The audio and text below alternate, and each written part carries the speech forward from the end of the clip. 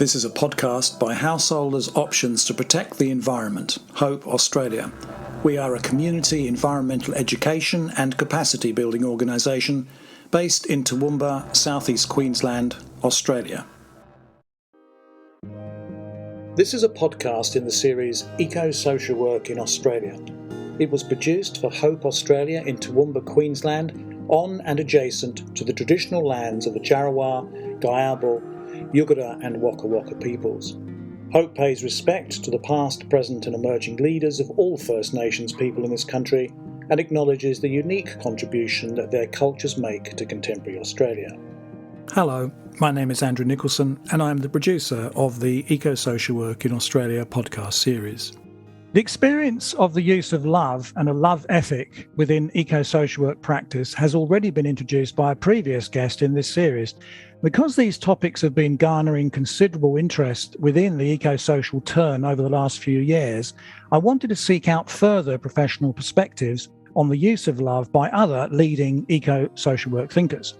My guest on this episode of the series, Dr. Dyann Ross, is a social work academic, researcher and author who has continued to focus on and help elaborate the place of love in social work practice over the last 20 years or so. In fact, she goes so far as to say that exploring the ethic of love has been her life journey and work. As with wider eco-social work approaches, the use of love in social work practice has been slow to appear on the mainstream social work radar, but is now finding a greater audience of practitioners willing to explore and adopt its precepts. And Dr. Ross's work has made an important contribution toward that adoption. In our discussion, Dr. Ross talks about her abiding interests in the importance of love and a love ethic for social work practice, and how a growing ethos of lovelessness for other people, non-human animals, and nature is a strong underlying causation of injustices and lack of ecological sustainability for the planet as a whole.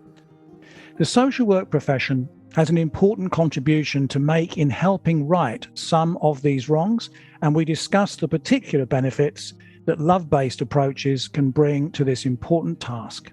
Dr. Ross, welcome. It's wonderful to talk with you today. Hey, thank you so much, Andrew. And after that introduction, I was sitting there thinking, oh, is that actually me? Oh, my goodness. So I hope to do justice to your great introduction of me. Thank you so much.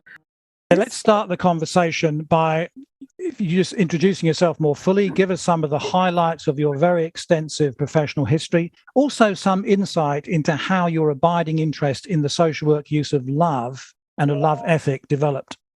I can't get very far in introducing myself, actually, without coming to my work as a social worker. And this in itself says a lot about me. For more than 45 years, I've been a social worker, and this career choice was hardly surprising because I grew up in a working class family in a housing commission house packed to the rafters with 10 of us. And there were always a dog or two and chooks and birds as well. As the second eldest in the family, I felt a keen sense of responsibility for my siblings and for my mother because we experienced domestic violence and so often felt unsafe. And my urge to protect and care for others was definitely forged in that first family setting. I am a mother of a wonderful adult daughter who has established and is the CEO of her own boutique independent book publishing company. She writes books, publishes others' manuscripts and facilitates edited books for often new writers. The ethic of her book company is that love can be revolutionary. And we have a few ideas in common, and I expect you'll recognise that influence, cross-influence with her as we go along in the interview today. Being a mother and being a social worker is how I would define myself. And alongside that, as a citizen, I'm deeply aware of our whole planet and the issues of sustainability and justice and issues caused by lovelessness of other people, non-human animals and nature. In a nutshell, exploring the love ethic has become my life journey and work, as Andrew said in his introduction. There were three main touch points where this idea really came alive for me, and I've continued to craft it from the earliest point. The first touch point was a gift, actually, from a social work student at Edith Cowan University in the late 1990s, when she handed me a book by Bell Hooks. The book was called Teaching to Transgress, Education as the Practice for Freedom. And if you don't know about Bell Hooks and her work, please Google her. And that book will be one of many scores of books she's written in her lifetime. Bell Hooks is until recently an activist and author, and she died just before Christmas. Her writing about love as an antidote to all forms of oppression transformed how I thought and subsequently practiced social work and lived my life. Love was a word that encapsulated what I wanted to be about and known for. Yet it was nowhere in the social work literature, discourses or curriculum. My doctorate focused on exploring the place of love in social work education soon afterwards in the early 2000s. So right from a very early point, I was grappling with what does love mean in social work. One of the big influences in how I developed this idea of love, further to how Bell Hooks talked about it, was my work with a little community in Western Australia called Dyann Ross, which was being heavily impacted by an alumina mining company in close proximity to its township. Here in this work with some of the eco-activists, as I call them, over a 20-year period, I've developed this notion of an eco-justice ethic, which links human and species and environmental justice as interconnected aspects that all need considering together. So that came out of the work with Yarloop and seeing the intersecting issues really writ large in that little community. So there's a love ethic that influenced what I did there. There is the eco-justice ethic that came out of my work in that small community. And then in the late 2000s through to about 2014, I was working with the mental health services on the Sunshine Coast and came to what I would consider another key touch point in the development of an ethic of love, where I recognised the importance of a non-violence ethic. Partly because of all the coercion and concern I had around how patients and clients are being treated, often in very violent and punitive ways. So I have done some writing about that, and that's now informing and developing my ideas of how I teach and engage students in undergrad and postgrad social work courses at USC, University of the Sunshine Coast, and built a model called the Love Ethic Model, which, at the current time I'm trying to see what students think about it, see if they think it's helpful in their practice. So it's very exciting, very dynamic. And just this week, a student told me she applied for a job and explicitly stated that her anti-oppressive ideas centred on the love ethic. And she got the job and was so amazed about that. These career threads that I've mentioned and the three key influences in how I've developed these ideas from Bell Hooks, initially, these career threads cohere into a refinement of her ideas of what the love ethic is, and has these three aspects of ethic of love, ethic of non-violence, and ethic of eco-justice. Just might be enough for me for now. Don't go away, as they say, because I'm going to be calling upon you very soon to drill down even further. But thank you very much, Dyann, for that very extensive coverage of your early influences running right the way up to the contemporary situation you find yourself in. But let's extend on that, very interesting personal professional history a little bit now and drill down further into this whole idea of the use of love. Widen the focus, and it will ask you to spell out some of your views in more detail on how the use of love and a love ethic fits within contemporary eco-social work practice. You've started talking about that, but a bit more specific detail on that, if that's okay to ask you for. Isn't this a big topic, Andrew? And I think, oh my gosh, in preparing, I thought I would be able to be succinct, and I'm going to try to be, and hopefully inspiring anyone where this is new material. So eco-social work's been around, at least on the fringes of publications and conversations in social work, for some decades. So this is not a new idea. I think what I'm trying to do, along with colleagues such as Naomi Godding, is think about how to enrich and enliven what eco-social work looks like. And for me, what I was saying just a moment ago is that I think we need to move away from the anthropocentric bias of social work, and eco-social work is really valuable for that.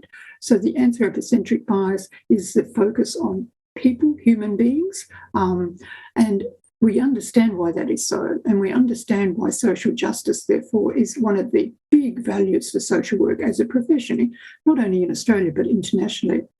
But it's not enough. It's not enough because it doesn't actively include Mother Nature and non-human animals as beings and entities of equal human worth. And if social work as a profession doesn't embrace and regard all aspects of what matters on this planet, then we're missing opportunities to make a more comprehensive contribution. So eco-social work for me practices from an ecological justice, or what I call an eco-justice point of view, which addresses intersectionality of issues of power and inequality, both interpersonally, locally and globally. Issues sometimes referred to as wicked problems, such as climate change, and what a vegan activist writer called Alga 2020 calls the animal industrial complex, which isn't usually named as a wicked problem, but this is the use and consumption of especially farm animals for human needs, and the extent of violence toward the animals and the impact on the environment of this mass production of animals for the human consumption. So really, these are wicked problems. There are no immediate answers. In Australia, for example, only 1.5% of the population are vegan. So it is mainstream to eat animals, as one very provocative example. And to try to have a conversation with people about that is not straightforward. And as one little example, to come into any conversation that might be possible around the oppression of farm animals needs to be done with a loving kindness toward people who may not be vegan. Otherwise, we're positioning people as bad and wrong, and that can be affronting and hurtful to people. So the love ethic really does challenge how to even begin to think about how do we even begin conversations about things that matter, to engage the people we want to influence and stand with, to find the ways forward. So some of the most influential people in social work who I've gained some ideas from about what eco-social work can be about are people like Boetto in 2019, and she says that eco-social work has these kind of characteristics. I'll just give some examples. It involves community development skills. It's concerned with sustainability and degrowth. It spans changes at the micro and through to the macro level. It's really good at working with differences and especially embracing interconnectedness between humans and the natural world. It centres learning from minority groups, especially First Nation people, and I would add learning from animals and Mother Nature and so on. So it's a really multifaceted collection of values and characteristics that I think extend what is typically seen as important to social work. Just to make a connection, it's interesting how language can begin to be the point of change for acknowledging eco-social work as needing to be central to social work's mandate as a profession. For many decades now, it's been recognised that a long-standing descriptor of social work is that it focuses on the person in the environment, the person in their environment. And this is typically interpreted as the person's situation or their milieu, but it's not really that big a shift in language, even, especially for environment to mean nature and local ecosystems of which people are a part. So I find that really a possibility for how change can begin to happen in how we use our language and who we consider as worthy of social work's attention and care. It is a concern to me that the ASW's relatively new Code of Ethics of 2020 does not substantially speak about the environment and makes no mention of non-human animals as worthy of our attention. So I think that's something we come back to, Andrew. Yeah, I couldn't agree more. There's something about the pace of change, isn't there? I mean, given the absolute urgency of the need outside of social work in society more generally to crack on with key challenges like climate disruption, global heating, climate disruption, biodiversity loss, the degradation and damage to the natural world. I mean that work that you cited before that's often credited to people like Kim Zapp, the Canadian social worker, people as place that changed the metaphor. That was over 10 years ago that he was writing about that. And you just wonder, I mean, this is just a rhetorical sort of premise, in a sense of question, but you wonder how long it's going to take to get some of those formative ideas into the mainstream where it really matters. But look, you've set up very nicely there some of the background principles and some of the key thinkers in the field, eco-social work, and linking over to your particular interest within eco-social work practice of love ethic. And look, so just talk about even more specifically, how can a love ethic specifically, used within eco-social work approaches help tackle the current destruction of nature and other ecological sustainability concerns we face, such as climate disruption? I know that's a huge question and we have limited time, but whatever you want to make of that. It is an enormous question, and I'm sure we're not alone in pondering that. I think the way we go about trying to respond to those questions is more important than what we think, whatever the goals are, so that if we tread lightly on Mother Earth, and if we listen carefully to people who don't typically have voice, and be willing to be influenced by them, if we reduce consumption, if we cap wealth, if we share equally the resources within a nation and across nations, including things like COVID vaccines, like the answers are really obvious, aren't they? Even though there might still be some debates about things like, does climate change really exist? I think we're really moving past that as a debate. Well, you'd like to think so. So I think it's the way we go about it. So antagonistic politics is not helpful. Any oppositional, confronting and monologue-based approaches are not helpful. We need to be looking to stand with, listen to, stand beside and work with anyone who is trying to lead in that space, whatever form that takes. And so being allies might be all we can do sometimes, if we're not directly being a leader in the space ourselves, and that really matters.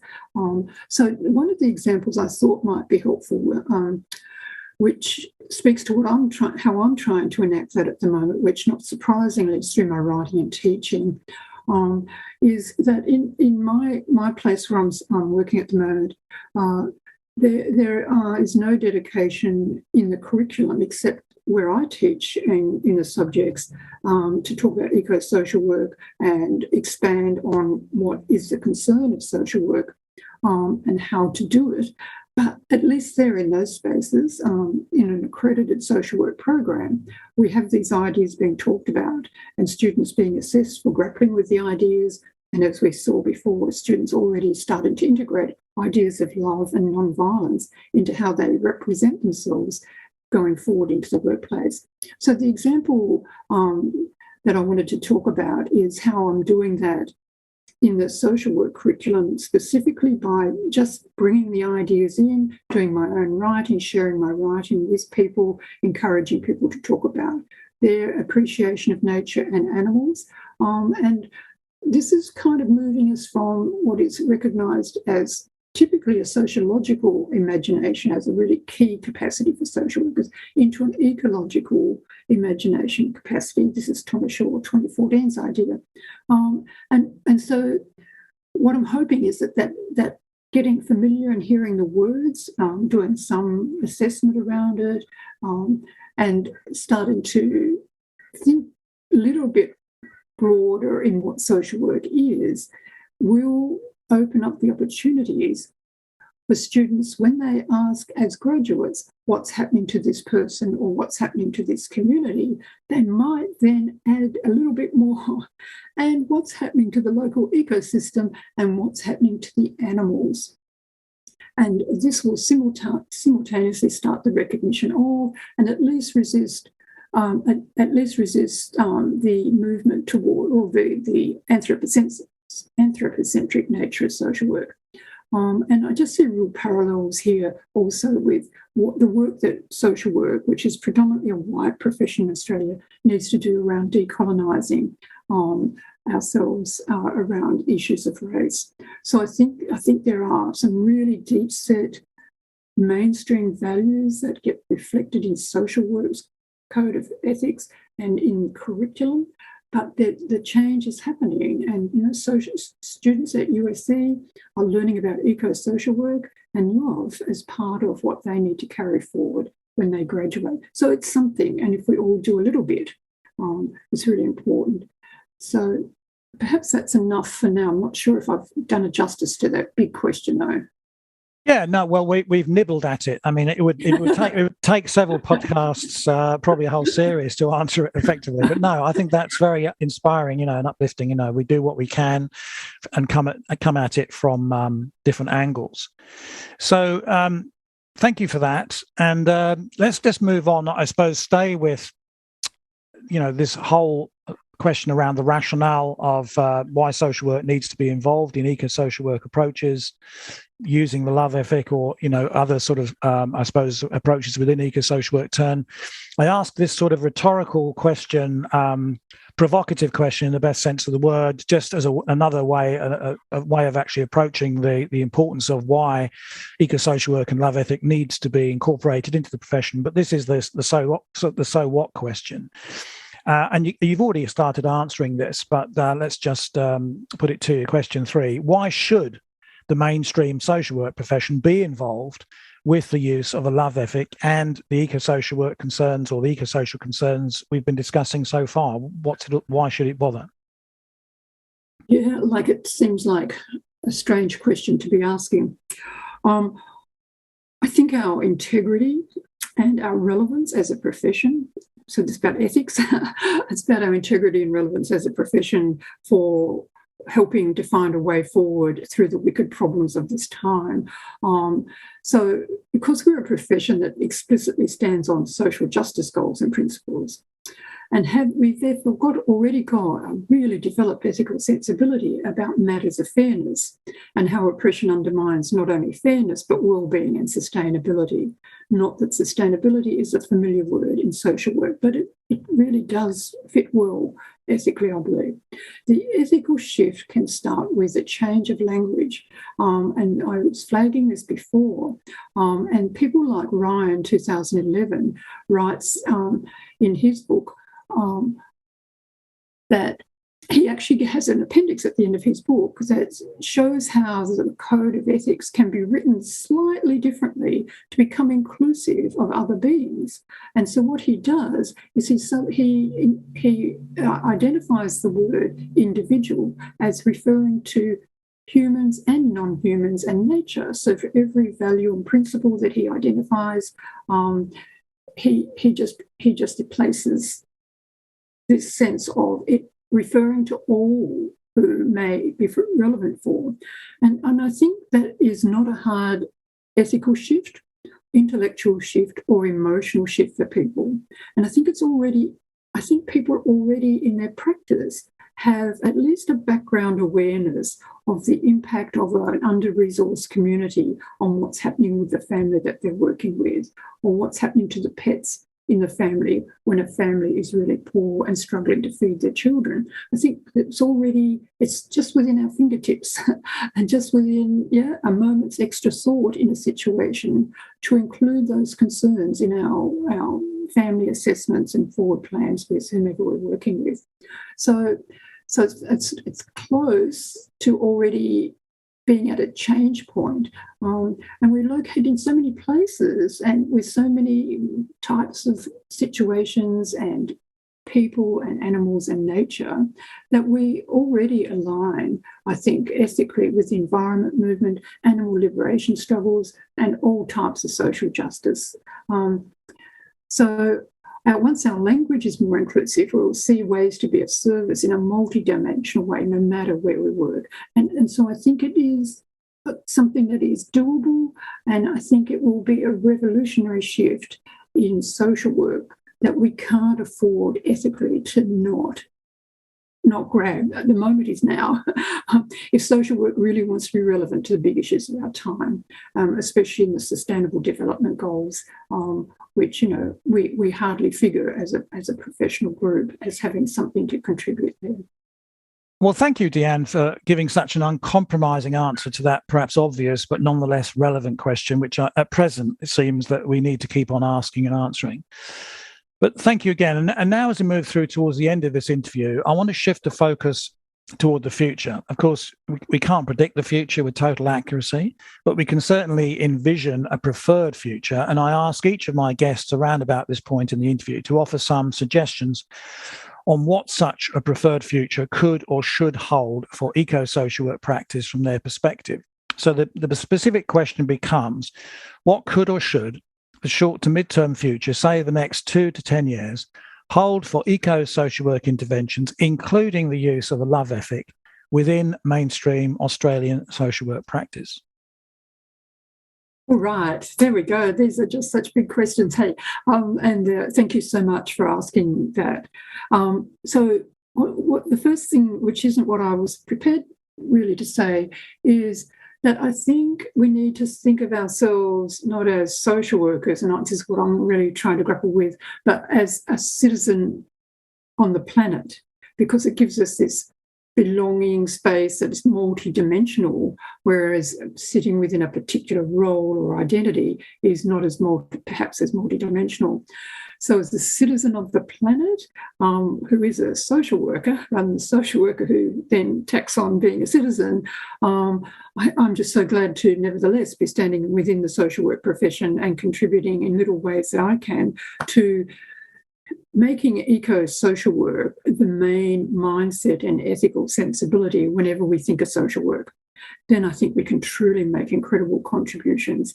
Look, really just to be much more micro level, because I think, as I said before, how we step and what we do and the process of how we are eco-social workers or make a contribution ecologically really matters. And I'm not alone in this work. So right down at that micro level of practice, what can the mainstream profession do in the next 5 to 10 years, and what can I help influence around that? So I really would like to lobby further the ASW on its code of ethics. I think it needs to be revised. I know that's going to be a hard call given they have recently done it. It needs to be explicitly inclusive of nature and non-human animals as beings of equal moral worth. We actually just need to reposition our ethical lighthouse, I think, as a profession.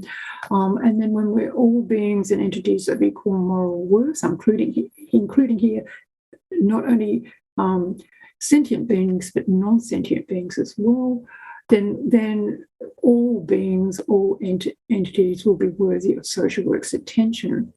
But I think, given that the code of ethics maybe won't change in the short term, I think I can maybe look to make an influence on the ASW's website and having more inclusive ideas and resources and professional education opportunities on the website. So that's one of my commitments around that. Social workers who are passionate about the potentially revolutionary ethics that we've been talking about and ideas of eco-social work, we need to practice what we preach. We need to share our ideas and seek out interested audiences as a co-learning opportunity, not only in academia, but when social workers graduate, but for citizens, other citizens as well. And in this regard, my particular point of learning at the moment is to seek honourable and authentic relationships with First Nation people from the Gubbi Gubbi community where I live, and to learn with them and from them their understanding of how they connect with and communicate to country and to nature, to all that is. Because I think within those understandings and those valuings, there is much that we can learn as social workers if we just keep listening and learning in non-exploitative ways with First Nation people. The other contribution I can make from where I am is to keep contributing to research and the evidence base for what eco-social work is, and placing love, nonviolence and eco-justice within that. So, for example, I realised, given that was a goal of mine, I realised that I haven't explicitly published anything that clearly links love and social work in the heading of the publication. It's all through my writing, but not in an explicit way. So I'm about to have published a very exciting article that talks about Bell Hooks' legacy. Of course, it's such an obvious paper when you think about it, and her legacy and what it means of love and what it means for social work.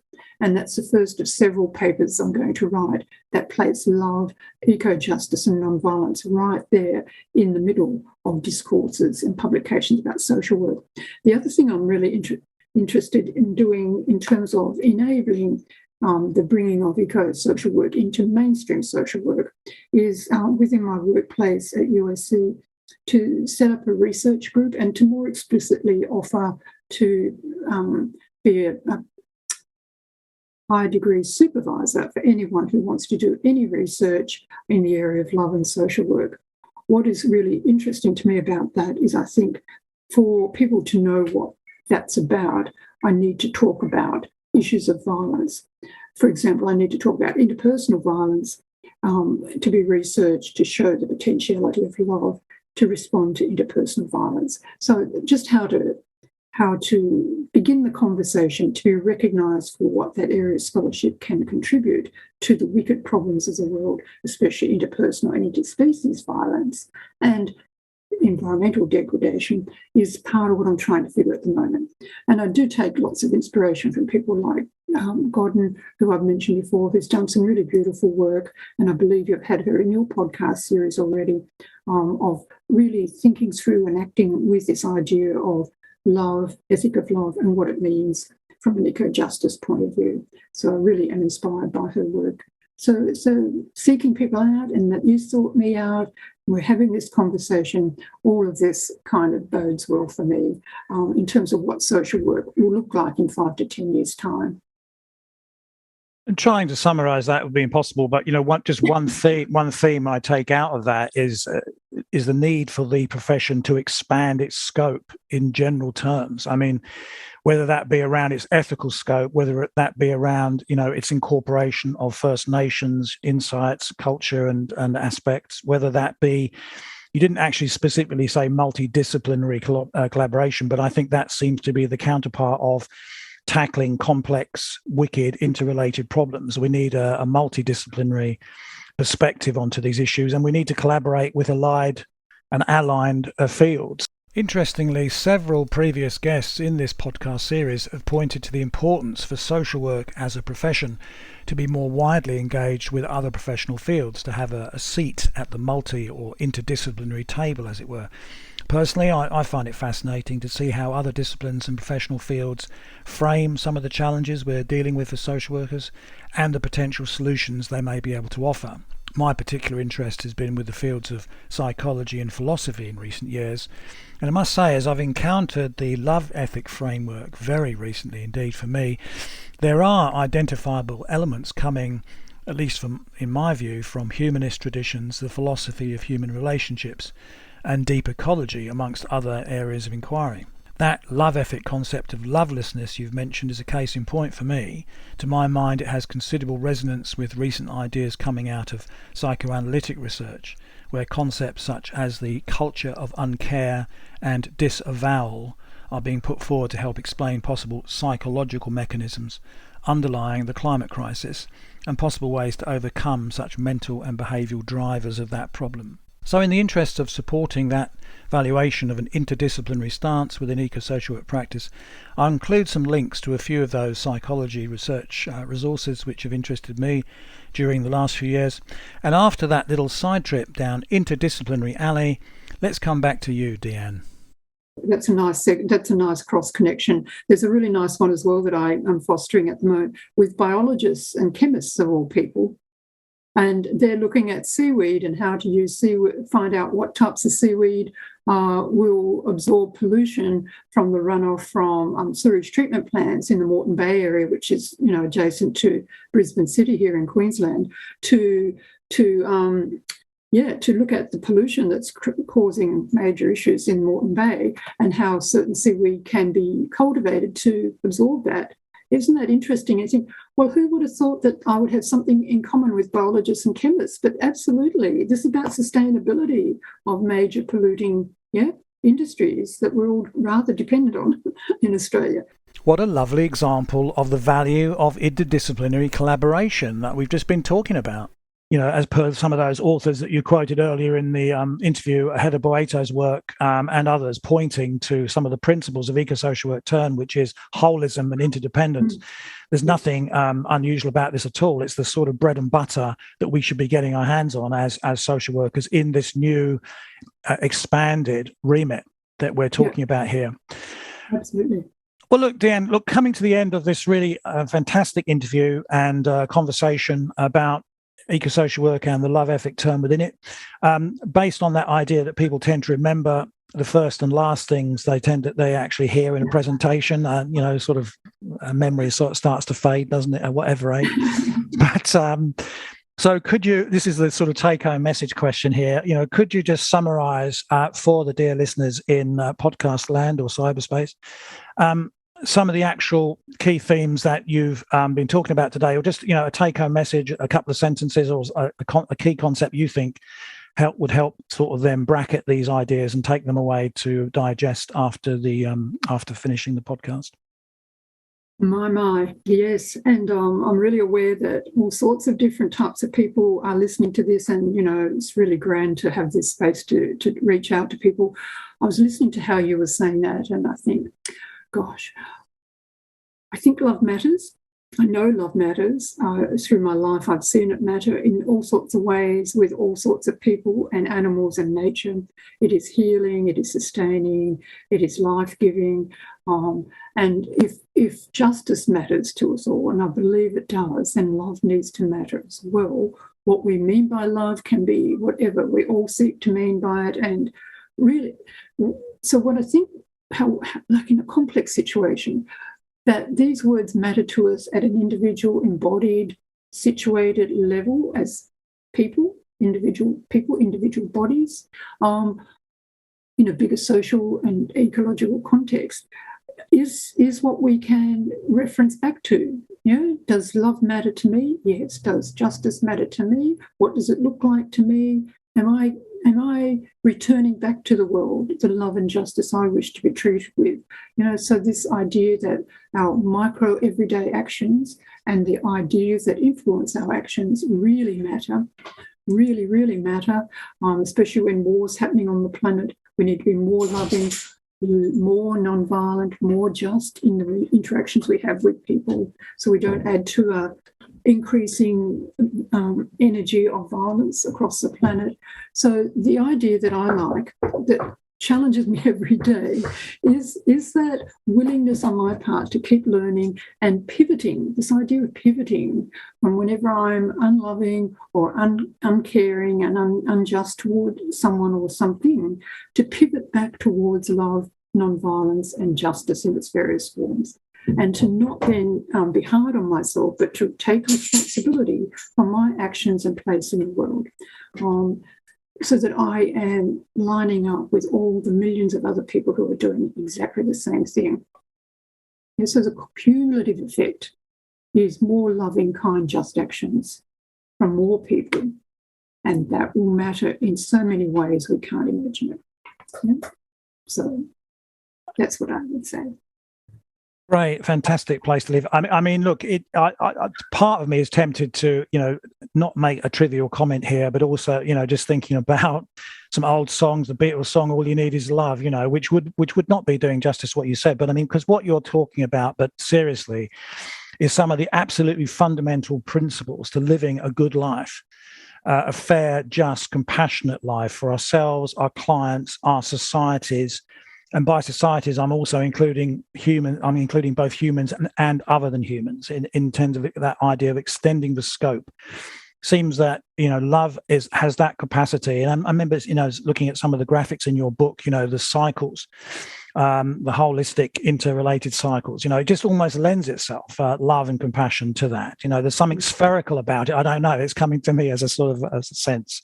But anyway, look, to round off this brilliant interview, thank you so much for your time today. It just remains for me, on behalf of the auspicing organisation Householders Options to Protect the Environment, to thank you so much. You've given our audience some great ideas which could help inform their own thinking and help them start further conversations on the subject of those elements of a love ethic of love, ethic of non-violence, and ethic of eco-justice, to use those ideas within eco-social work adoption and talk about them with their friends, colleagues, within employing organisations or professional associations.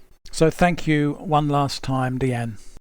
Thank you. And to acknowledge you as well, Andrew, because you are also contributing to this collective movement toward a more loving, sustainable planet. Thank you. You've been listening to a podcast episode in the series Eco-Social Work in Australia, produced for householders' options to protect the environment. Please consult the episode text notes for possible references to topics discussed and relevant contact details should you wish to respond to anything you've heard. My name is Andrew Nicholson, producer of the series, and thank you for listening. Please consider giving a review of the episode, and if you want to be interviewed for the series, please get in touch.